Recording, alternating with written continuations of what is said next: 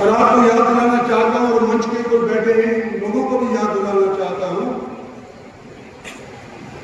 कि एक बार कोसली हल्के से 75,000 शर्मा लोकसभा के अंदर जिता करके मिला था और एक बार 52,000 से कोसली हल्के के अंदर इनको जिता करके भेजा। और इस हल्के के अंदर इस जिले के पहले प्रोग्राम के अंदर आपने अनिल दहीना के मार्फत बुलाए गए कार्यक्रम के अंदर आप उपस्थित हुए। और दूसरी बार जैसे लक्ष्मण सिंह कहते हैं कि रिवाड़ी हीरवाल का लंदन है, तो दूसरा प्रोग्राम आपका हमारे यहाँ रिवाड़ी के अंदर आया है। आपका मैं स्वागत करता हूँ। बड़े सशक्त तौर के ऊपर आपने लक्ष्मण सिंह जी की बात सुनी। बालकनाथ जी बोल नहीं पाए लेकिन मेरे साथ पीछे और एमएलए साहबान नहीं बोल पाए, लेकिन क्योंकि जलसा यहाँ पे आज रिवाड़ी में आयोजित है तो बड़ी खूबी से लक्ष्मण सिंह जी ने सारी समस्याएं इस जिले की तकरीबन आपके सामने रखी। तो मैं ज्यादा लंबी चौड़ी बातें दोहराऊंगा नहीं, लेकिन मेरा 45 साल का राजनीतिक तजुर्बा है। गुड़गांव को मैंने बढ़ के देखा। वो गुड़गांव जो एक टाइम के ऊपर छोटा सा एमसी या म्यूनिसिपल कमेटी हुआ करता था, जैसे कि रिवाड़ी आज के दिन है, आज के दिन वो उत्तर हरियाणा का सबसे प्रसिद्ध और मालदा शहर बन गया है, जो 70% तक हरियाणा के राजस्व में अपना योगदान देता है। गुड़गांव तो डेवलप हो गया, लेकिन जिस तरह से इसको डेवलप होना चाहिए था उस तरह से गुड़गांव डेवलप नहीं हो पाया। और हम सालों साल देखते आ रहे हैं कि जब बरसात आती है किस तरह से जल भराव गुड़गांव के अंदर हो जाता है, करोड़ों रुपए खर्च करने के बाद। और आगे डेवलपमेंट होने लग रही है। हर एक प्रांत के लोगों की अगर किसी नए जगह के ऊपर आंख टिकी हुई है तो रिवाड़ी के ऊपर। गुड़गांव के बाद सबसे ज्यादा लोग आज के दिन अपना घर, अपना कारोबार, अपना धंधा रिवाड़ी आकर करना चाहते हैं। कोई रोहतक निकालना चाहता, कोई हिसार निकालना चाहता। दिल्ली के आसपास अगर कोई क्षेत्र अगले 10 सालों के अंदर बढ़ेगा तो वो रिवाड़ी बढ़ेगा। मेरी आशा ये है कि जब रिवाड़ी डेवलप हो तो गुड़गांव कैसे तरीके से डेवलप होगा। आज गुड़गांव राजस्व तो कहते हैं, लेकिन लोग वहां पोस्टिंग इस तौर के ऊपर चाहते हैं कि जब हम यहां से छोड़ करके जाएंगे तो यहाँ के कमाए पैसे अभिशान तौर के ऊपर अपने घर बना करके खर्च करें। डेवलपमेंट ठीक नहीं हुआ गुड़गांव के अंदर। हमारी सरकार की तो गलती नहीं है, हमारे से पूर्व सरकार हरियाणा के अंदर जो थी उन लोगों की गलती है कि काट करके बेचे। जिस तरह से कोई कसाई काटता है किसी बकरे को, इस तरह से गुड़गांव की जमीन को काट करके बेच काम चल रहा है। मैं नहीं चाहता कि गुड़गांव के अंदर जैसा हुआ तो रिवाड़ी को लेना। और आज इस जिले के अंदर जहां आप उपस्थित हुए हैं उन चंद जिलों में से है जहां पर 100% भारतीय जनता पार्टी के प्रत्याशियों को जिता करके भेजा है। आप बगल में गुड़गांव है, यहां रिवाड़ी है। तीनों के 3 एमएलए आज हमारे बीच के अंदर बैठे हुए हैं। और आज इतनी पब्लिक रिवाड़ी की भी आई है, बावल की भी आई है, हो सकता है पटौदी की और उसकी की भी आई हो। ये कह रहे हैं, मेरे मार्फत कह रहे हैं कि हमने मुख्यमंत्री की सरकार को बनाने में अपना दिल पूरा लगा करके योगदान देते हुए तीसरी सरकार में। ऐसा ना हो कि हमारे इस योगदान को नजरअंदाज किया जाए। और आज आपसे बड़ी उम्मीद लेकर के हम सारे स्टेज वाले और हम सारे के सारे जो नीचे बैठे हुए हैं इस जलसे के लिए सब उम्मीद करते हैं कि जिस तरह से अब तक आप चलते से आए हैं और ये 4 साल के अंदर ये मांगे जो यहाँ पर मन से उठाई गई है सो पूरी होगी। मैं मुख्य तौर के ऊपर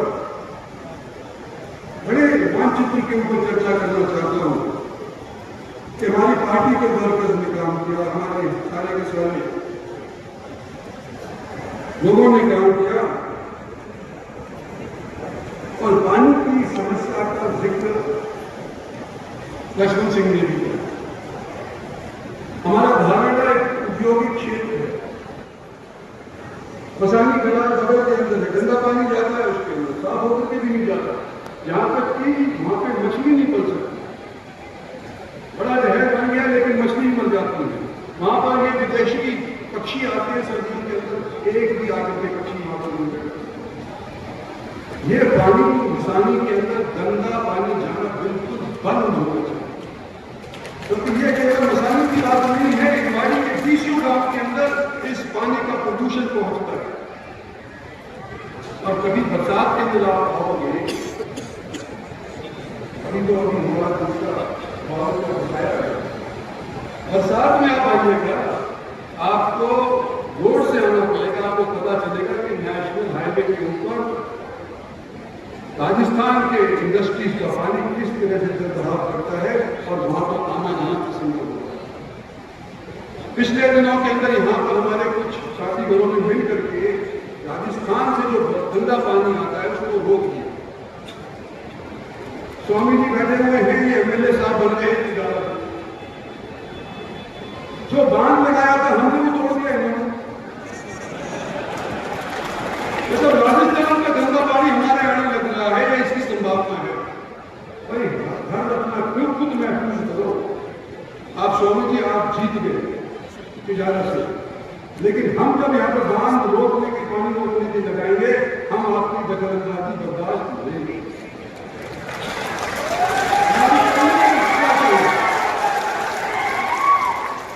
और यही कारण जिक्र हुआ कि 7 साल से 8 साल से हाईवे चल रहे हैं, बन रहे हैं, क्योंकि बनने पर लक्ष्मण का मैं भी कह रहा हूं कि हरियाणा स्टेट के हाईवे केंद्र सरकार के कितने बढ़िया बने।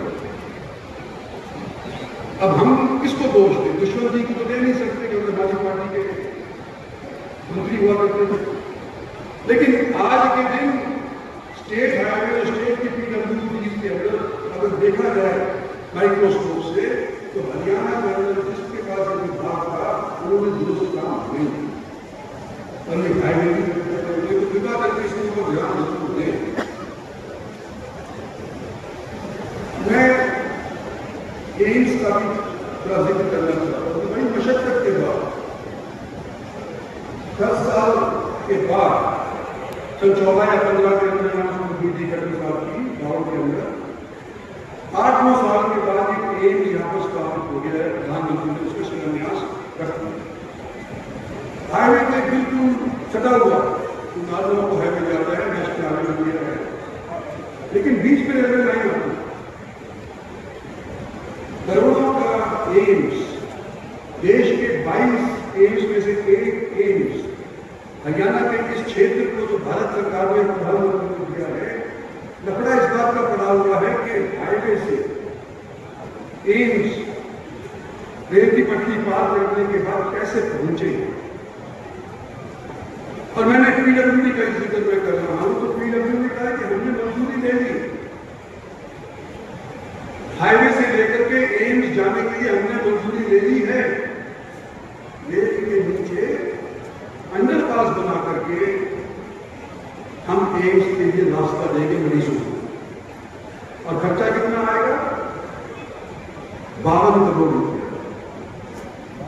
और पहले जो प्रस्तावित था कि फ्लाई ओवर बनाओ, जो अंडरपास है उसमें तो पानी साल के 3 महीने 4 महीने भरा रहता है। कितने लोग उस पानी के माध्यम जाएंगे, खासतौर पर अगर मरीज हुए तो। जो फ्लाईओवर का खर्चा अनुमानित 102 करोड़ रुपये, यानी सिर्फ डबल। इतने बड़े एक एम्स के लिए हम 50 करोड़ के पीछे एक हमारे को फ्लाईओवर चाहिए, और जितना डिले होगा उतना पैसा खर्च और होगा। अगर आज आप अंडरपास मंजूर कर देते हैं, बन भी जाता है कहते हैं, तो क्या ये डिमांड बंद हो जाएगी कि फ्लाईओवर नहीं चाहिए? पॉपुलेशन बढ़ रही है और आज से 5 साल बाद 4 साल बाद यह डिमांड फिर देगी कि हमारे को फ्लाईओवर चाहिए, अंडरपास पर्याप्त नहीं है। और जब फ्लाईओवर का खर्चा जो आपकी 100 करोड़ है वो 500 करोड़ हो जाएगा। और मैं अनुभव से बोल रहा हूं, आज से 2 साल पहले गुड़गांव के अंदर भारत सरकार ने, मोदी सरकार ने मेट्रो का विस्तार मंजूर किया। चारों तरफ गुड़गांव को मेट्रो से जोड़ने का जब अप्रूवल हुआ, वो खर्चा अब 2 साल के भीतर भीतर जो अब खर्चा अनुमानित है वो दुगना हो गया। 2 साल के भीतर भीतर दुगना हो गया है, और जब तक बढ़ेगा तो चौगुना हो जाएगा। तो मैं कहता हूं कि सस्ता रहे, बार बार महंगा रहे, एक बार हमारा तो महंगा वाला रहे।